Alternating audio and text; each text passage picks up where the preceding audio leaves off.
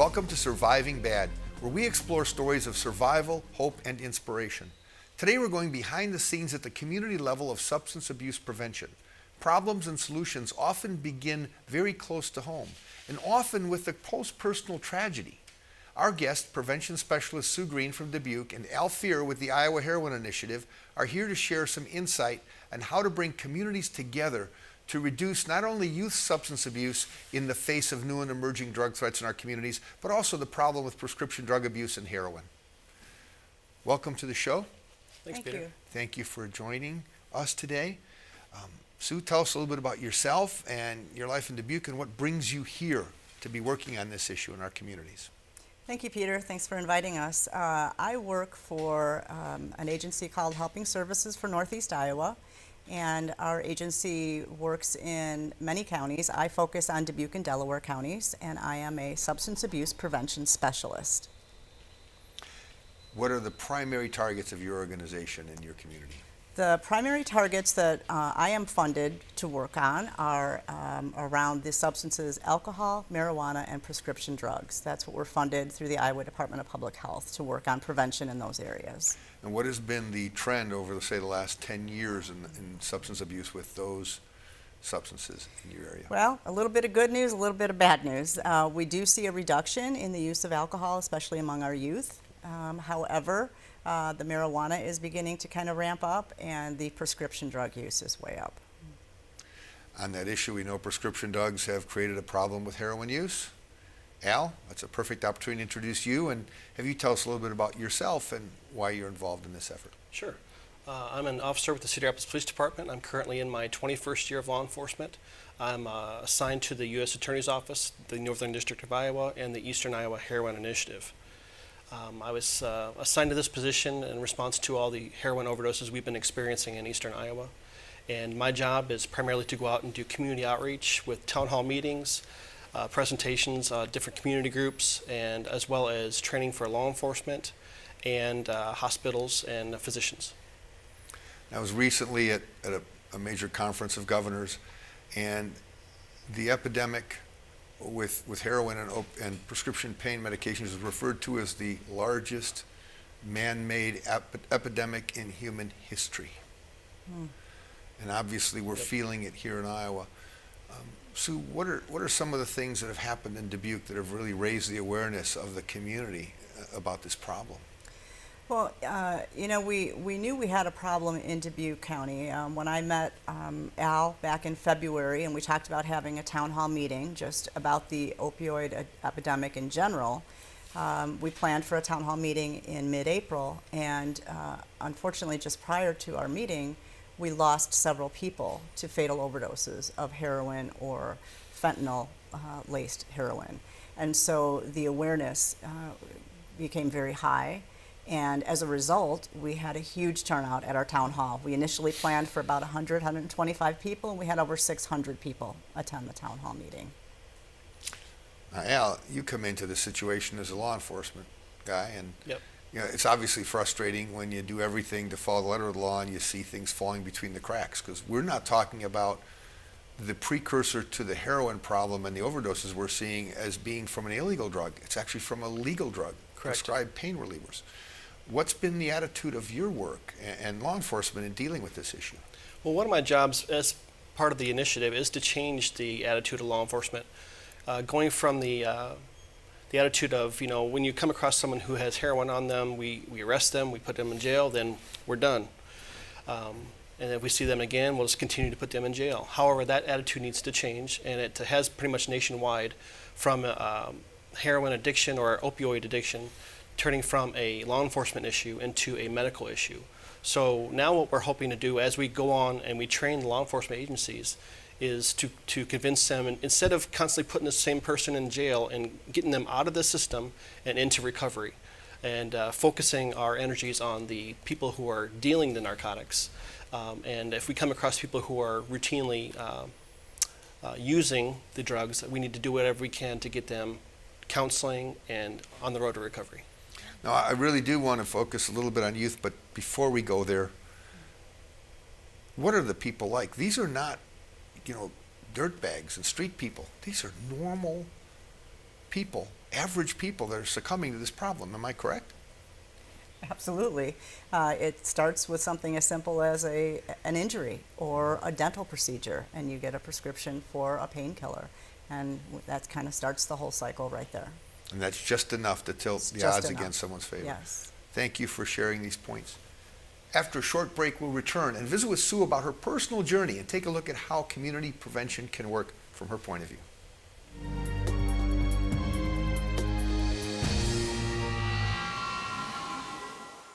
Many teenagers don't understand the dangers and effects of marijuana use. Now it's time for Just the Facts, ma'am. An IQ is a score determined from standardized tests to determine intelligence. An IQ of 100 puts the average person in the 50th percentile of intelligence.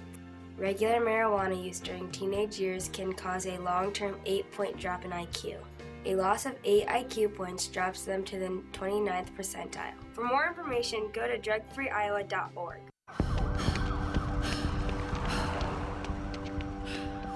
After Kylie used coke, she stopped caring about school, friends, or who she had to steal from to get more of it.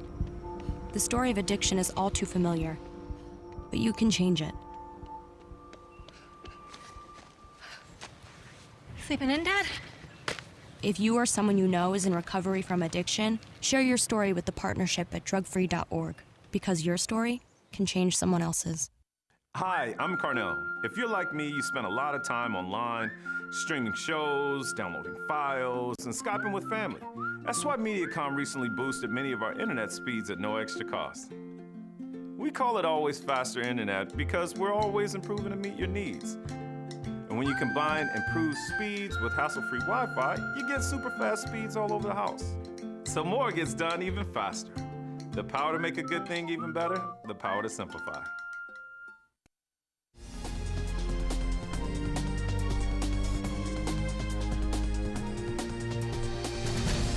Welcome back to Surviving Bad. We're joined by Sue Green and Al Fear talking about community-level substance abuse prevention. Like many efforts in life, they can be motivated by a personal experience. And for Sue, that's also the case. Sue, would you be kind enough to share your story with our audience? I'd be happy to, Peter. Thank you. You know, before I came into the field of substance abuse prevention, I was a pretty successful IT career gal. To the point of retiring from a big IT company. Very successful, a very gratifying career. Also a lot of alcohol use during my IT career. And to be honest, I was a very high functioning alcoholic to the point of winning awards at the job during the day and drinking away the evenings. And it took me about 5 years after I left my IT career to actually finally reach out and get some help. And I did that and went to treatment, and thankfully I'm happy to say I've been sober from alcohol since 2001. I have worked a program, I work a 12-step program, I work with a sponsor. I'm very involved in the recovery world and have been for many years. In fact, I am from Chicago originally, and we relocated to Dubuque, Iowa back in 2010, and that was quite a transition for me. But I was able to find my way in the recovery community. Between those two time frames, I had a back injury, and I went to my regular doctor, and he knew I was in recovery, and I've always been very careful about making sure, you know, not to get on any kind of an addictive medication, and I was put on some low-dose pain medication. But as we know, in a very short amount of time, I became physically dependent on that pain medication and continued to need more and more. I eventually went into the hospital, and before I was released, I received a fentanyl pain patch on my back. And that was really where that whole cycle just went on for many years. Again, although I was sober from alcohol, I was on very high doses of opioids. And it took me to the point of having to go and get help and to go on a medication-assisted treatment to get off of the opioids. That's been many years now. It's been, I think, 6 years. So that has been really what's fueled my passion, because here I was already in recovery, kind of really was careful with what I talked to my doctor about, knew what I was going in for, and yet still became physically dependent. It had nothing to do with getting high. It had to do with trying to treat my pain. And that's an interesting point you make, because one thing many of our guests have brought up is something called social norms. And this is sort of the ground that connects the legal drugs, like pain medications, with illegal drugs, is that there's very little fear or risk of consequence, especially when it's a trusted doctor or a friend or something of that nature. And you're a perfect example of that, you know, sort of being aware. You know, we had an era where high-functioning alcoholism was probably pretty prevalent. From your point of view, you had mentioned a few years before you sought help. This is always something of interest to our viewers. What were the kind of things that happened that got you from being a functioning person suffering from addiction to reaching out for help? Well, you know, we always hear the term hitting a bottom, and I basically hit an emotional bottom. I was unemployed. I was looking for work. I was not finding anything really worthwhile in life, and that is absolutely not me. I'm a very positive person, and so I actually talked to some friends that were in recovery, and they suggested that I go and have an evaluation, and I did. They said, "You passed. You need some help," and that began my journey into recovery. How often in your work today do you run into people that have a similar story? All the time. All the time. And my biggest concern really is around the pain medication for the aging population, for our youth who are going in with injuries from high school sports or perhaps a dental procedure. It's always very innocent, and yet, just as mine was, and yet I know where it took me. Now, a question for you, Al. You hear about this. What alternatives do people have? I mean, you don't want to wait till you hit bottom, and yet we still have valuable medicines that are a big risk, these pain pills. How do you really approach that? You know, one of the programs that we're trying to start in, at least in Lynn County right now, is we've made a brochure with all the different treatment options that are available in our county. So anytime an officer or deputy would go to a scene of an overdose, they would leave that brochure on the table. This so they have immediate resources available to them. And of course, you know, 10 times they're not going to even look at it. They might either throw it away. But maybe one time out of 10, they'll actually pick it up and they're ready for recovery. And that's the key, is because, as you probably know, you can offer all these recovery resources, but if they're not ready for it, it's just not going to work until they actually hit rock bottom and they're ready to do the right thing and to start recovery. It's a delicate issue to stay on the prevention side as opposed to the recovery side. Yes. We'd prefer nobody got into Yes. recovery. Yes. Do you see a good connection between what we're learning, the lessons we're learning from the heroin efforts we're going to talk about, and getting people to think about prevention? I think we're starting to make a little bit of progress. I really think a lot of people never thought about it. You know, they really never thought about the correlation between a pain medication and heroin. And, you know, Officer Fear has been doing a great job of getting that education out into the community. And we have some community resources to try to get the public more involved. And we'll talk about that in a minute. That's a great point. Thank you for sharing. We'll be back after the break and ask our guests to help us understand the problems and help you understand how you can make a difference. Stay with us.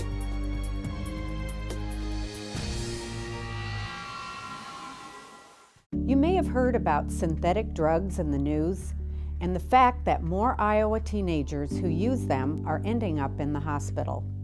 Synthetic drugs can be dangerous, but you can help prevent the threat. Learn about synthetic drugs and talk with your kids now. For sale does not mean safe to use.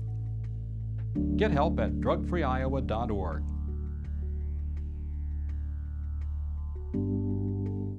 Thousands of businesses have switched to Mediacom Business for fast and reliable internet, unlimited nationwide calling, and popular TV channels with sports package upgrades.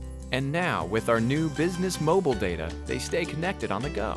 Mediacom Business is the simple and easy way for businesses to get all their telecommunication services from one provider, all for just $99.95 a month.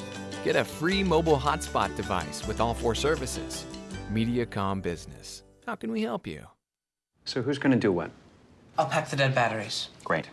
I'll only put what I don't need into a duffel bag. Perfect. That's totally unhelpful. No problem. Meanwhile, I will try to comfort everyone by speaking in a calm voice. And who is going to handle supplies?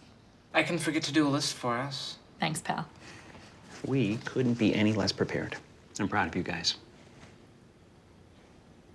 Talk to your kids about who to call, where to meet, what to pack. Visit ready.gov/kids for tips and information.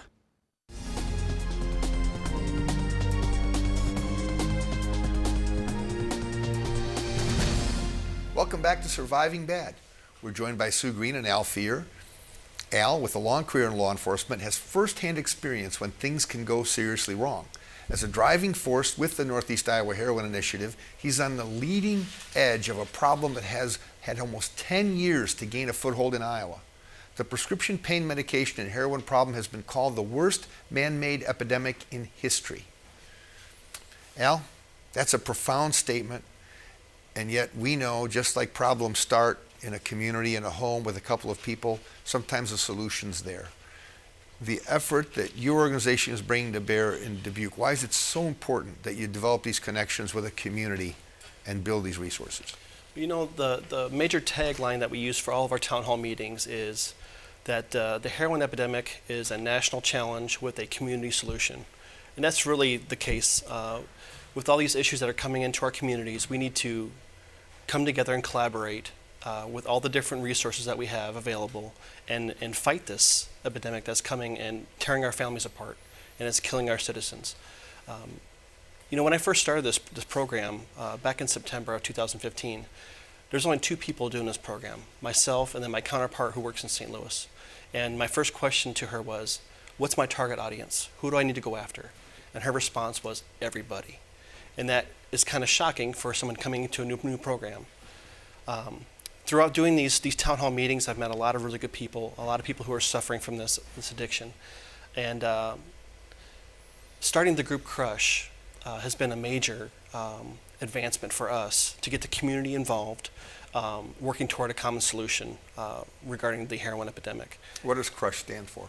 Crush stands for Community Resources United to Stop Heroin. Okay. And it's basically a way where the community members can work together and get involved with a solution. The Heroin Initiative is a federally funded program, so we come in and lay the groundwork. But then people like Sue, who leads the Dubuque Crush organization, the Dubuque chapter, they really hit the boots on the ground, if you will, and they're the ones that are active in all the festivals and getting out there with the resources, getting them available for all the people who need help. Now, we've heard in other correlations that children of alcoholics and children of smokers have a ability in the right circumstances to respond to that threat by having seen it firsthand. There have got to be a lot of casualties in terms of children and families when this problem of prescription drugs and heroin is really sort of aging. It's not exactly a problem with extreme youth. You're absolutely correct there. And you know, if you think about it, you know, when addiction hits a family, it's not just one person that's involved. I mean, this person who is now suffering from addiction turns into a person you've never met. They will beg, borrow, and steal. They will do anything they can to get their next fix of the opioid. And they turn into this mean and horrible person. It's not the person that they are, it's just the person that has addiction has turned them into. So it affects the family, and then with the stigma associated with addiction, the family members really have no idea where to turn, how to get resources that they need, the help that they want for their loved ones. So it's the ripple effect regarding addiction is really big. So is it possible that a lot of family members can see a problem before the addict actually recognizes it? I think so, very much so. The change in behavior, you know, the constant looking for the prescription medications. You know, the prescription runs out and they're constantly looking for the next avenue to where they can achieve their goal of getting the opioid prescriptions. So if somebody's watching the show right now and they suspect that somebody in their family might be having a problem, what would you recommend they do? Well, ideally, we would like to see people go in and get an evaluation, and if need for treatment, to enter treatment. Depending upon the level of the addiction, it may very well take professional help to get that person detoxed off of that medication.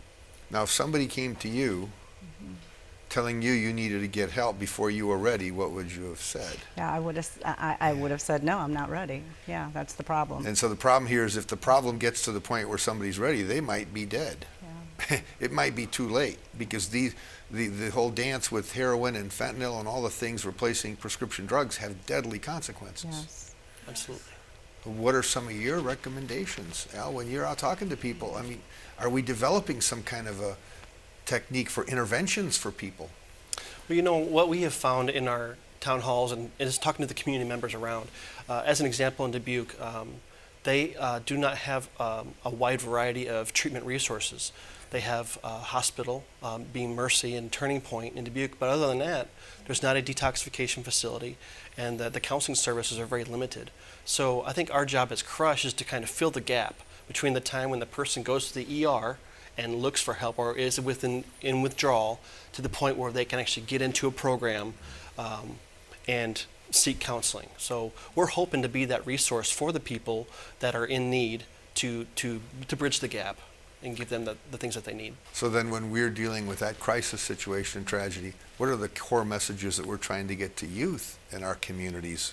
What are we getting them to learn from this experience? Well, you know, I think a lot of us believe that you don't need to suffer from pain, you know, and pain doesn't always have to be completely quenched. I mean, just because you feel some pain doesn't mean that it has to go away. That's why the way that the doctors have been treating with pain as the fifth vital sign, and a lot of that is changing now. I think it's important to let people know that if something hurts, you don't have to take a pill to fix it. There are probably other things that can be done. That's a good point. If I could add to that, Peter, as well, if you look at the perception of pain amongst, you know, for the youth, if you compare like marijuana use to having a hydrocodone pill, well, the hydrocodone pill, it's not illegal. It's prescribed by a doctor. How could that be bad?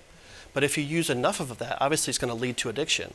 And that's really the message that we need to get across to the youth, is that it's just as bad, if not worse. So we need to make sure they understand that just because it's prescribed by a physician does not make it okay. Absolutely correct. Thank you. After a short break, we'll invite our guests to get closer to home, asking them to share ideas and advice they feel can help you understand substance abuse prevention and maybe make a difference in your community.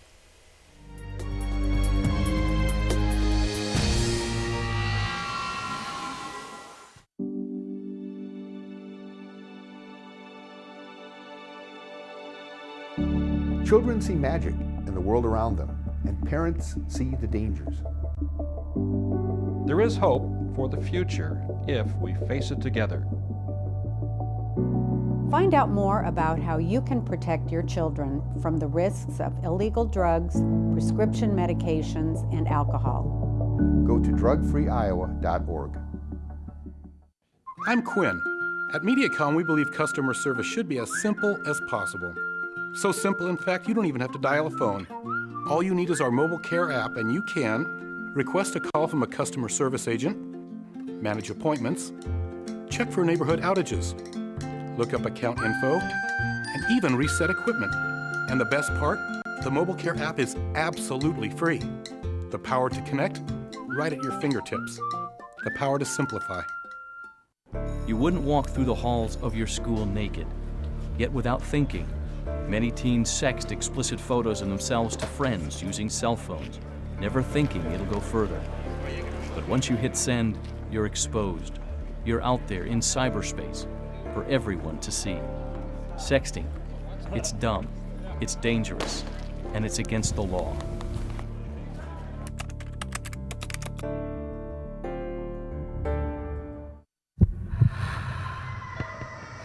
Watching your sister go through withdrawal is the last thing you expect to do. You hope she gets past it, but worry she'll relapse. The story of addiction is all too familiar, but you can change it. That's 2 out of 3. If you or someone you know is in recovery from addiction, share your story with the partnership at drugfree.org, because your story can change someone else's.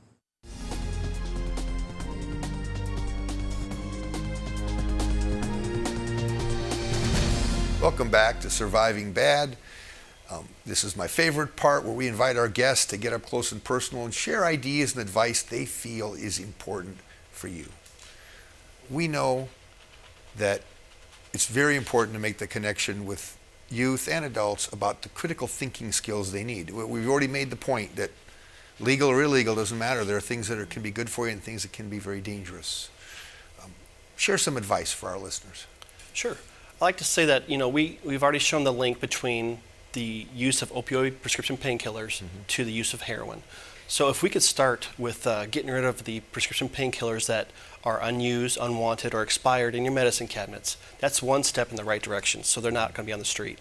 So find the prescription pill drop-off box location in your area, clean out that medicine cabinet, take it down to the police department, and get rid of that stuff. If you don't need it, we don't need to have it on the street.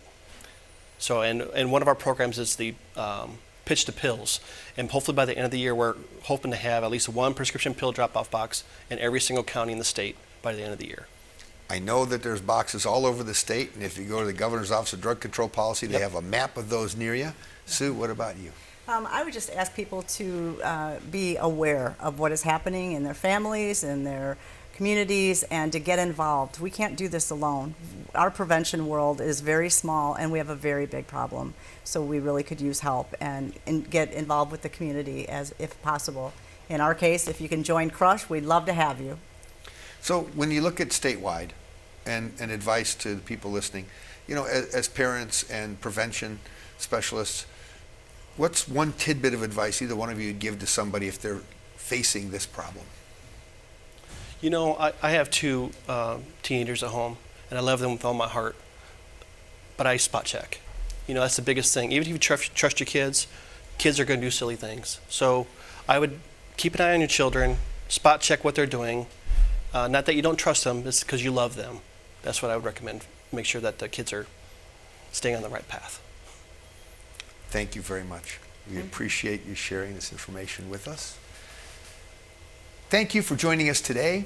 And keep your eye on Mediacom for our next episode, where we explore Iowan stories of survival, hope, and inspiration. Only on Mediacom, MC22, your local programming leader.